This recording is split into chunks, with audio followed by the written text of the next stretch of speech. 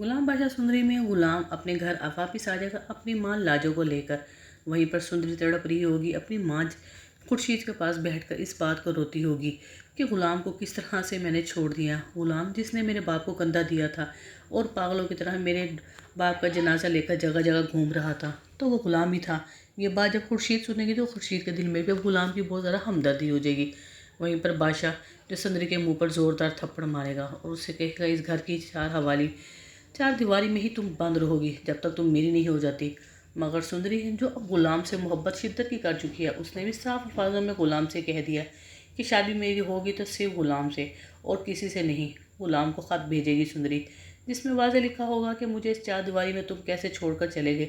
वहीं पर गुलाम भी साफ कह देगा सुंदरी को कि मेरा दिल की धड़कन भी तुम्हारे पास ही है। ये मत सोचना कि मैंने अपने दोस्त बादशाह को छोड़ दिया है तो अपनी मोहब्बत को भी छोड़ दूंगा।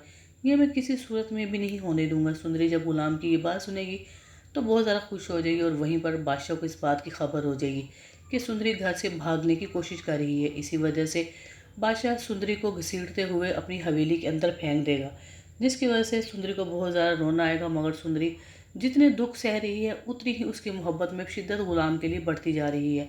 मगर गुलाम जो अब सुंदरी के लिए दूर बैठा है, उसने भी मुंह पर चादर लपेट कर पास सुंदरी को ले जाने के लिए कोशिश करेगा और कहेगा, मैं अपना दोस्त तो खो बैठा हूँ मगर अपने मोहब्बत को नहीं खोऊंगा, मैं उसे लेने लाजमी होगा। ये इसी सोचकर गुलाम सुंदरी को लेने के लिए जाएगा और वहीं पर बादशाह और गुलाम की एक बार फिर शिद्दत से लड़ाई हो जाएगी।